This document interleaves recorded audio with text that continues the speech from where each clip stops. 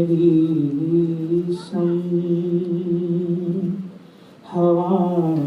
to Urban Dunia, I'm Tim Blight, and thank you for joining us as we mark the day of Ashura 2015 or 1437. In this Urban Dunia special, we are going to examine the history of Ashura, we're going to take a look at its significance in the modern world, and we're also going to see how the day is marked in Melbourne, Lahore, Sydney and Chennai. Ashura is the 10th day of the Islamic month of Muharram, and in 2015 it is today, the 24th of October. It was on this day in the year 680 or 61 according to the Islamic calendar that Hussein ibn Ali, the grandson of the Prophet Muhammad, peace be upon him, was killed along with more than 100 of his family and followers in Karbala in modern-day Iraq. It was just over a month earlier that Hussein ibn Ali had set out from Mecca to Kufa, south of Baghdad. He was responding to requests from the local populace that he travel to the city to guide them. Hussein, his family and his followers were 2 days from Kufa when they were intercepted by troops loyal to Yazid, the local king, known for his brutality and tyrannical leadership. A standoff ensued in the desolate plains of Iraq, during which time Hussein's camp were prevented from accessing water from the nearby Euphrates River. Thirst and fatigue quickly set in. On the afternoon of the 10th day of Muharram, the standoff ended in an unforgiving bloodbath. By the end, only a small collection of Hussein's camp were left, among them his sister Zainab, who would come to symbolize the strength of the resistance.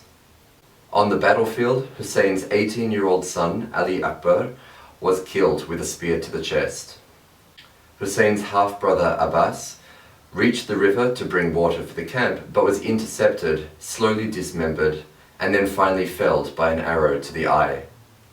Hussein took his son, 6-month-old Ali Asghar, to the front of the camp in a desperate plea for mercy. The child was then hit in the neck by an enemy arrow.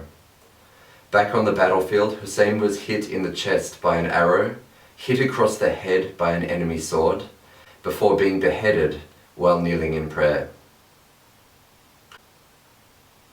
Those left behind, including Zainab, were taken prisoner and humiliatingly paraded through the streets of Damascus for Yazid's pleasure.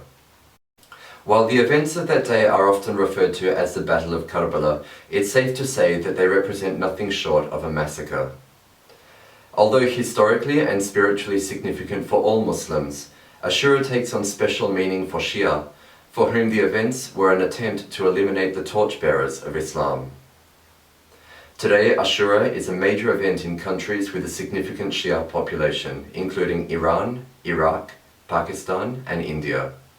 Mourning processions are held in the streets of cities, so people don't forget the sacrifice of Hussein, and with the intention of protesting injustice. Media outlets alter their programming to cover these processions live, with logos and staff wardrobes turning to black to represent mourning.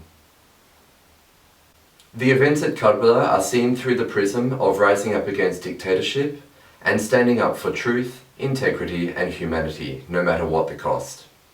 This angle is perhaps more relatable to non-Muslim audiences, and that's probably why it's utilised in the Australian media's coverage of processions in Sydney and Melbourne.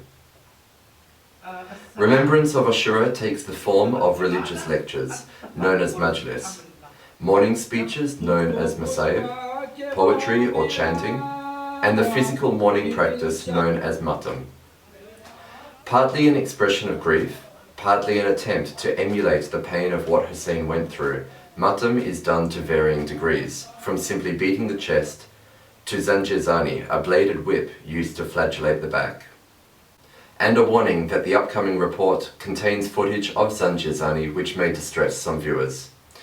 Today is the 24th of October, the 10th of Muharram, and it is Ashura, and it's time to take a look at the events which are taking place throughout the dunya today.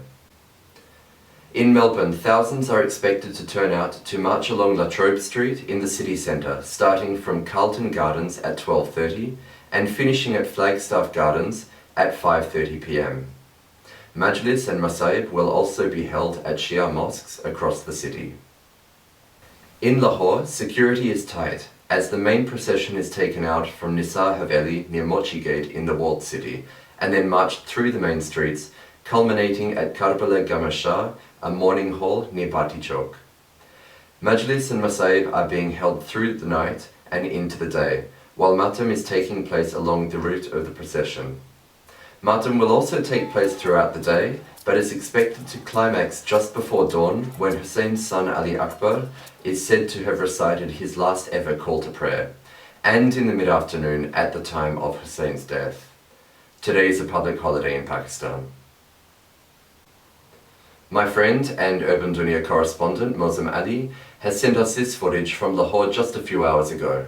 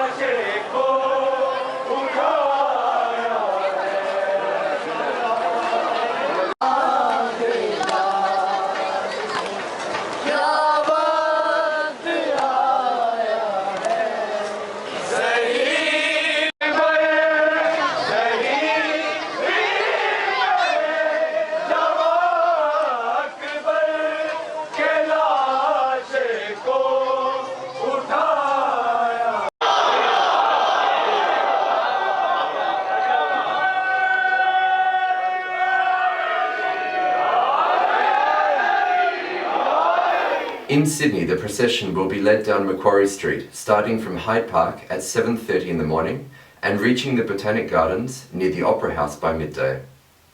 Thousands more are expected to attend remembrance services at Shia mosques across the harbour city. And in Chennai, the city's small but strong Shia Muslim community are expected to march in various processions throughout Royapettah and Triplicane, with the largest travelling westbound along Peters Road from 10 a.m, expected to reach Thousand Lights Mosque near the corner with Anna Saleh by mid-afternoon. This brings us to the end of the Urban Dunia Ashura special. Don't forget that there is much more on the website urbandunia.com, including my first attempt at poetry inspired by the events of Karbala. The regular Urban Dunia video will be back next weekend. Thank you for watching.